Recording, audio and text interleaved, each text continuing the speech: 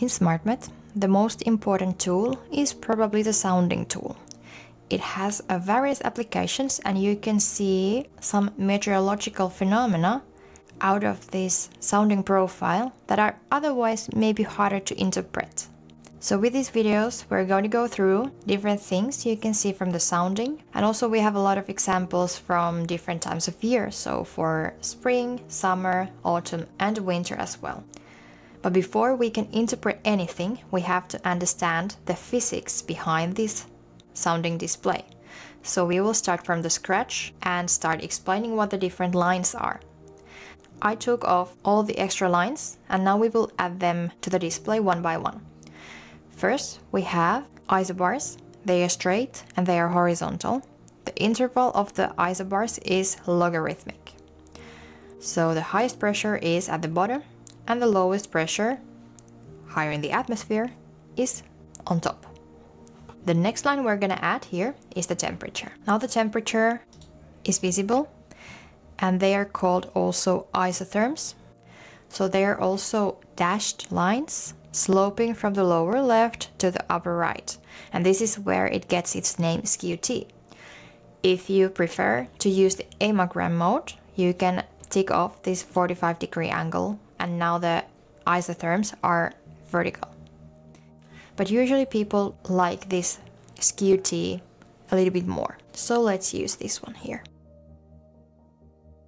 The interval between these different temperature curves is linear and here it is 10 degrees. You can also modify this from the settings if you wish to see more of these helper lines. The next line we're gonna add here is dry adiabats. So dry adiabats are slightly curved and they are sloping from the lower right to the upper left. And these lines are a little bit harder to interpret. But basically it means that if you follow the line of an adiabat, you're following the line of constant potential temperature. The definition of potential temperature is the temperature that the parcel would attain if it's brought adiabatically to a standard reference pressure. And usually this standard reference pressure is at 1000 hectopascal level. So when this adiabat is intersecting with 1000 hectopascal isobar, that is the dry adiabat temperature.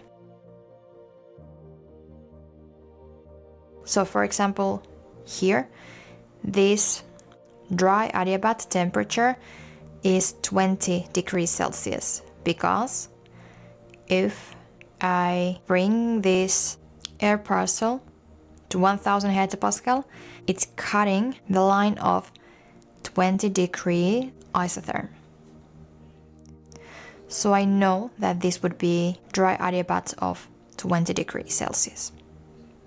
Here we have 10, 0, minus 20, and so on. So they are sharing a label with the temperature. So the next line I'm gonna add here is moist adiabats. And they are the blue lines, slightly curved, also to the left. They are also known as the lines of constant equivalent potential temperature. They are also sharing a label with the temperature. And also with the same reference level of 1000 hectopascals. Now the difference between the dry adiabats, so the green lines, and the moist adiabats, so the blue lines, is that when you're lifting your air parcel, as we are doing later on this video, as long as the air is dry, meaning that there is no liquid water, it will rise dry adiabatically following this green line. So the rate of temperature change is around 10 degrees Celsius for dry air.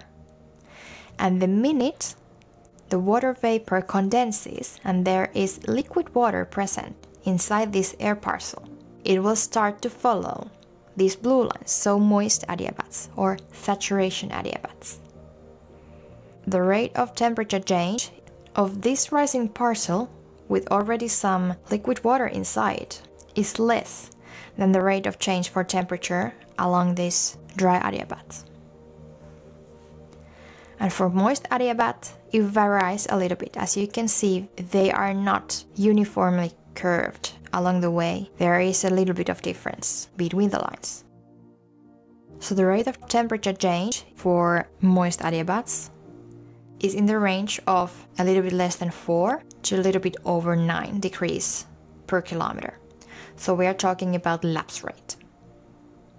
For dry air, it was closer to 10 degrees per 1 kilometer. Then the next line we're gonna add here is saturation mixing ratio lines. And by definition, they are these purple lines, and they are curved and dashed and sloping from the lower left to upper right. They represent constant values of water vapor capacity of dry air at a particular temperature and pressure, and the unit is grams per kilogram. So for example, here we have number 4. It means that along this curve, the air can hold 4 grams per kilogram of moisture. And the vapor capacity of air varies non-linearly with the temperature. So you might have heard that warmer air can hold more water inside, and it can also be seen from these lines here. And this is the Skew-T diagram. If I add model data here, so for example ECMWF, I can see what it looks like. I have 2 blue lines here. The one on the right, always, also uniform line, is temperature of the environment. And the dotted line, always on the left, is dew point temperature of the environment. And when the dew point temperature is the same as the environmental temperature, the lines meet, which means that we have relative humidity of 100%. And at these points, we're having clouds. The thickness of the cloud can be easily seen also from the graph. So the bottom of the cloud is at the level where the 2 lines meet, and the top of the cloud is at the level where the 2 lines are separated again. So for example here, the bottom of this cloud layer is approximately at 600 hectopascal level, or from the right we can also see the approximate kilometer values, which is around 4 kilometers. At the top of the cloud is here, so approximately in 5 kilometers. So the depth of the cloud is around 1 kilometer. We also have wind barbs. Here in SmartMed they are on the left, so you can see the winds here. Also remember that you have the tooltip, so when you hover your mouse, you can see more detailed information from that level. MW, if you see these letters, means maximum winds. So SmartMed is automatically telling you that at which height you are having the maximum winds. Be very careful if they are in the lower troposphere, because it might mean that you have gusty winds. The point where the temperature curve is turning again, so it's decreasing when we are in the troposphere, but the point it's starting to increase again. We have arrived to the stratosphere, and this level is called the tropopause. Especially in aviation, the tropopause height is very important. So let's go through the air parcel lifting theory. So I modified the scaling, and now we can start to do the interpreting. So this on the right is the temperature curve. So the temperature value at the lowest pressure level, which is usually at 10 meters height, is the lowest point you can find. And the temperature value can be found when you bring your mouse down parallel to the temperature curve. So I have to follow the direction of these isotherms. I can't bring it down like this. This is not correct. I would say it's plus 5 degrees if I would have brought it down like this. But now I have to remember that my temperature is sloping because it's a Skew-T format. So I have to bring this temperature down like this. And this would be the temperature value. And approximately I would say is maybe 3 degrees Celsius or even less. But I can confirm this by holding my mouse here. It says 2.9 degrees Celsius. The dew point here is read the same way. So it also shares the same label with the temperature. So I also bring it down parallel to these isotherms.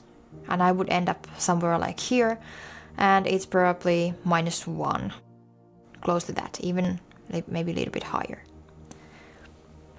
It says in the tooltip TD, so dew point temperature, -1.2.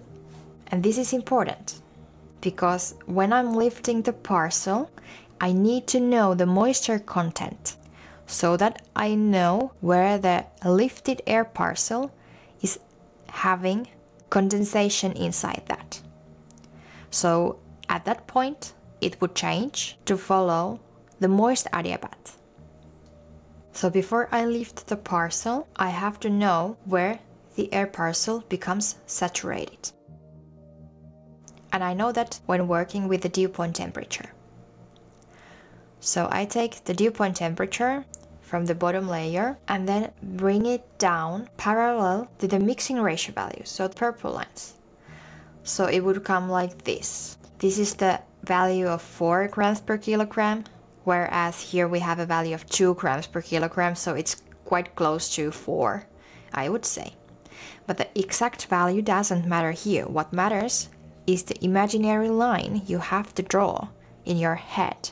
So that would be the curve your air parcel has to intercept in order to become saturated.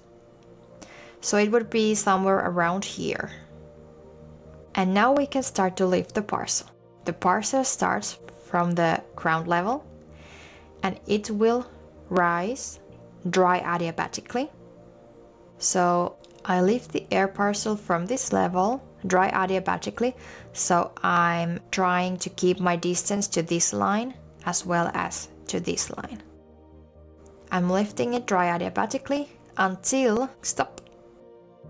I remember that this was the point where my air parcel becomes saturated because it meets this imaginary saturation ratio line that we just figured out. So this is the point it becomes saturated. So from this point onwards, it starts to follow this blue curve. So it's not going to continue like this anymore. So between the dry adiabatics, it's going to continue between this blue and this blue line. So from this point onward, it's going to go upward like this. And this is something we call parcel theory. And it's important because using parcel theory, we know if the air is stable, neutral, or unstable. And in this kind of situation, where my lifted air parcel would be somewhere here at this level of 700 hectopascals level, it means that my air parcel would be colder than the environment. And the environment is represented by this uniform blue line. So my air parcel would be colder, which means that colder air sinks down. So it's not rising freely, which means that this layer is extremely stable in the terms of convection, for example. So no convection is present here. We can look for another example. Here we have, once again, bottom of the sounding, so we're only seeing the near the ground layers, and it's from this blue triangle here. So using the same ideology, we can see how the air parcel is behaving. So once again, our temperature is above 0, our dew point temperature is less than 0, our mixing ratio is from 3 to 4, closer to 4, and we start lifting our parcel from the ground. So before we lift our parcel, we need to know where the saturation mixing line derived from the dew point temperature is meeting with the dry adiabatic line. drawn from this point here. So imaginary dry adiabatic lines goes like this, it goes all the way up here. So try not to stick with the blue model soundings. We are not following those lines at all. We are just checking the values. And then we are comparing our values with this air parcel method to the environment temperature that the blue line is representing. So the mixing ratio line is going somewhere like here, and it's intercepting with the dry adiabat drawn from this point somewhere here. So from this point onward, I'm in the middle of these two lines, so dew point line and the environment temperature line. I start to follow this moist adiabat, and I will follow it like this. And I would end up somewhere here. And it seems that my curve is always on the left side of the environmental temperature, so it means that the air I'm trying to lift from the surface is colder than the environment, which means that it has to come down. It's once again stable layer. Let's take a look at another example. Here we have, once again, the profile from this point. Note that the tropopause is quite low. It's the beginning of the wintertime, end of November. Maximum winds are also higher in the atmosphere, so close to tropopause. And then we have a temperature profile like this. So if we work with a temperature profile like this, the same way, we can draw this mixing ratio line to go like this. So it would intercept the dry adiabatic lapse rate somewhere around here.